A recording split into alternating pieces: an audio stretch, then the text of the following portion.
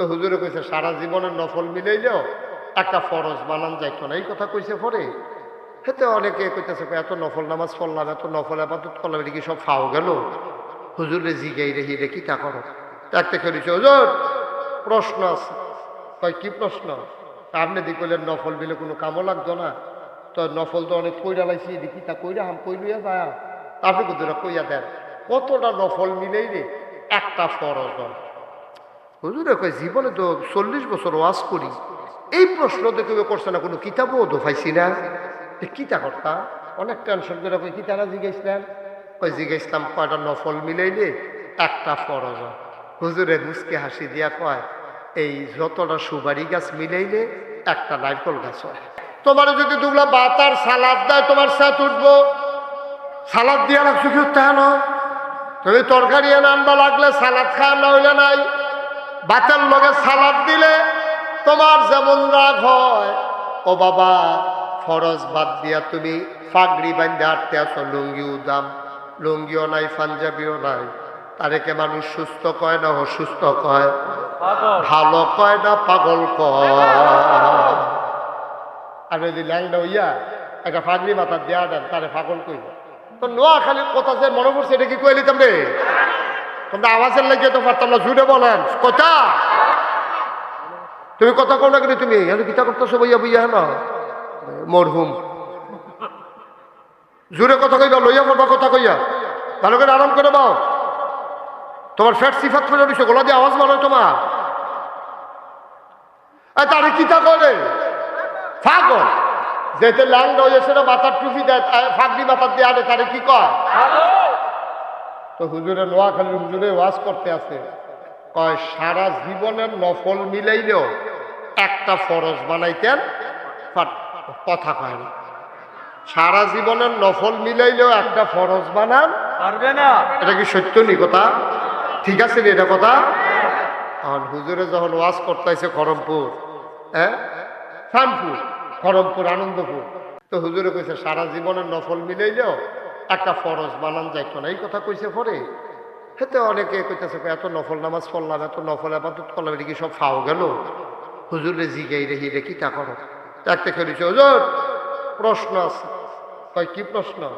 আপনি দি কইলেন নফল মিলে কোনো কামও লাগতো না, তো নফল তো অনেক কইরা লাইছি, দেখি তা কইরা হাম কইলুয়া যায়, আপনি কুদুরা কইয়া দেন কতটা নফল মিলেই রে একটা ফরজ হয়। হুজুরে কয় জীবনে তো 40 বছর ওয়াজ করি, এই প্রশ্ন তো কেউ করছে না, কোনো কিতাবও তো পাইছি না, কিতা কর্তা? অনেক টেনশন করে কই কিতারা জিজ্ঞাসলেন? কই জিজ্ঞাসলাম কয়টা নফল মিলাইলে একটা ফরজ হয়। হুজুরে মুসকে হাসি দিয়া কয় এই যতটা সুবারি গাছ মিলাইলে একটা নারকল গাছ হয়। 1 কোটি সুপারি গাছ মিলাইলে একটা নারিকেল গাছ যেমন বানানো যাবে না, সারা জীবনের নফল জমাইলে একটা ফরজ বানানো যাবে না, যাবে না, যাবে না, ঠিক কিনা? তার মানে নফলের দাম নাই, তার সুপারি সুপারি জায়গা নাইফল নাইফলের জায়গা, কিন্তু 1 কোটি সুপারি গাছ মিলাইলেও যেমন একটা নারিকেল গাছ বানানো যাবে না, সারা জীবনে নফল মিলাইলেও একটা ফরজ বানানো সুবহানাল্লাহ কইতেন না? আল্লাহ না কয়টা জিনিস দিছে, কথা কয় না? 1 নম্বরে আকল, 2 নম্বরে কোরআনুল কারীম, 3 নম্বরে নবী মুহাম্মদুর রাসূলুল্লাহ সাল্লাল্লাহু আলাইহি ওয়াসাল্লাম। আমি আল্লাহর কাছে জানতে চাইলাম, মাওলা আমার নবীর ব্যাপারে আমরা কি ধারণা রাখবো আপনি বলে দেন। আল্লাহ কয় আমার ব্যাপারে তোমাদের কি ধারণা? আমরা বলে দিলাম আলহামদুলিল্লাহি রাব্বিল আলামিন।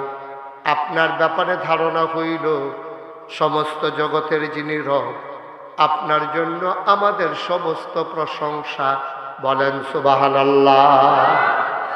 আল্লাহ ডাক দেয়া কয় আনন্দপুরের মানুষ, চাঁদপুরের মানুষ, খড়মপুরের মানুষ, শোনো শোনো শোনো, মন দিয়ে শোনো, আমার প্রতি তোমাদের যেই ধারণা, আমার নবীর প্রতি এবার ধারণা নিয়ে যাও।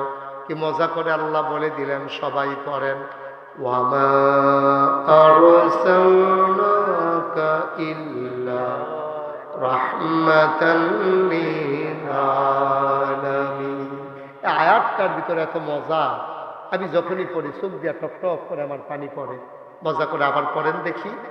وما أرسلناك إلا رحمة للعالمين।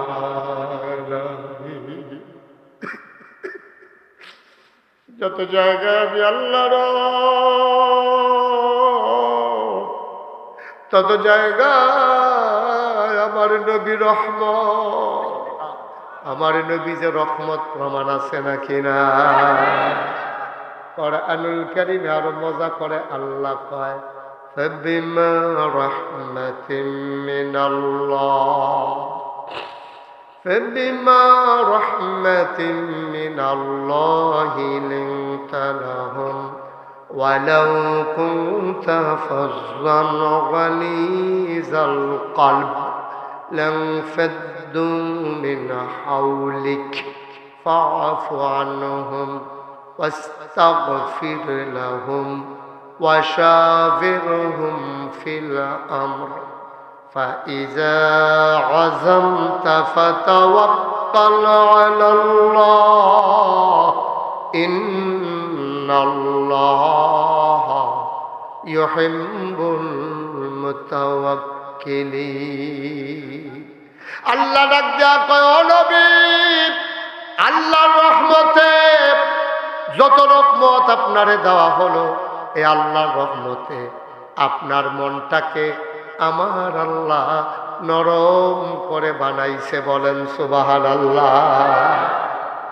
আওয়াজ দিয়া কোন সুবহানাল্লাহ। আমার নবীর মনটা গরম না নরম? প্রমাণ আছে নাকি নাই? যেই বছর নবীজি দুনিয়াতে আসছে রে, এই বছর মক্কায় সিস্টেম ছিল, তখন জমানায় আইন ছিল, নিয়ম ছিল। বংশাবলী মানুষ যারা, তারা নিজের বুকের দুধ বাচ্চারে খাওয়াইতো না। কোনো মা বাচ্চারে বুকের দুধ খাওয়াইতো না। বাচ্চারা তাইলে খাবে কি? মক্কার পাশে একটা শহর ছিল তায়েফ, তায়েফ থেকে মহিলারা আসতো মক্কায়, টাকার বিনিময়ে বাচ্চা নিয়ে যেত, দুধ খাওয়াইতো, আবার ফেরত দিয়ে যেত 2-2.5 বছর পরে। যে বছর নবীজি জন্মগ্রহণ করেছেন, তায়েফ থেকে একদল মহিলা রওনা করেছেন আসবে মক্কায়। প্রত্যেকে রওনা দিছে? সবাই জোরে কোন ভাইয়া, প্রত্যেকে আসছে? আসবে কই? মনে করেন রওনা দিছে আপনারা এই ফিরবাড়ি থেকে, একটা ফিরবাড়ি আছে না? আচ্ছা মনে করেন দারুল আরকাম মাদ্রাসার সামনে কইতে রওনা দিছে। দারুল আরকাম মাদ্রাসার সামনেতে আইব খরমপুর, এটা সানপুর না? আইব সান, এই কথা শুনেন মন দিয়া, কই আইব? কইতে রওনা দিছে, কইতে দারুল আরকামতে রওনা দিছে, আইব সানপুর। দারুল আরকামতে রওনা দিয়া সেটা সামনে আপনার আইছে সুহিলপুর। সুহিলপুর আইয়া সরষে পড়ে ওই লগের তারা সকলে চিনলেন যে কয় নাই। তোকে কিটা নাই? কয়েকজন নাই। কয় কেডা নাই? আমার লগে আছে। কারো নাম কয় হালিমা। সুবহানাল্লাহ কইতেন না? দারুল আরকামতে সুহিলপুর আইয়া কয়েকজন নাই, নাম হইল হালিমা। তো সকলে কয় আমরা কি বইয়া থাকবি না যাই দিঘা? কয় শীতকাল্লা বিকাল কম্মালা ঠান্ডা হয়ে দিঘা, আবার শীত শুরু হয়ে দিঘা, আমরা ফেরত যাই, তাড়াতাড়ি যাই গিয়ে সানপুর, আবার নদী পালন লাগবো, বাচ্চা কাচ্চা লইয়া। বংশাবলী মানুষ যারা, ধনী মানুষ যারা, তারা আবার বাচ্চারে শীতকাল্লা সন্ধ্যার সময় দিলে না, আমরা তাড়াতাড়ি যাই গাই। হেরা করছে কি তা তাড়াতাড়ি আইয়া সেরা নন্দনপুর দিয়া সুন্দর করে মাদ্রাসার সামনে দিয়া, ওই যে আইয়ুবিয়া মাদ্রাসার সামনে দিয়া, হ্যাঁ দারুল দারমা মাদ্রাসার সামনে দিয়া নদী পার হইয়া এই পারো আইয়া সেরা কারবাইট বিল্ডিং আছে, কেডায় জাপান থাহে, কেডায় আমেরিকা থাহে, কার টেহা বেশি, এরকম বাচ্চা কাচ্চা সব লইয়া নদী পার হইয়া তারা গেছে গা আবার নন্দনপুর। কই গেছে? আহা, এই কারবারের ভিতরে ভাই আমি তো বুঝলাম না কিছু। সারা বাংলাদেশে ওয়াজ করি, এই কারবার তো দেখছি না। কই গেছে? তা হেতারা যাইতে আছে, কই গেছে গা? আর এগুলো যে হালিমা আইতে আছে, তারা জোরে করা, তারা আর হালিমা আইতে আছে, তারা জায়গা আর হালিমা আইতে। দেওয়া হয়েছে কখনো? নন্দনপুর।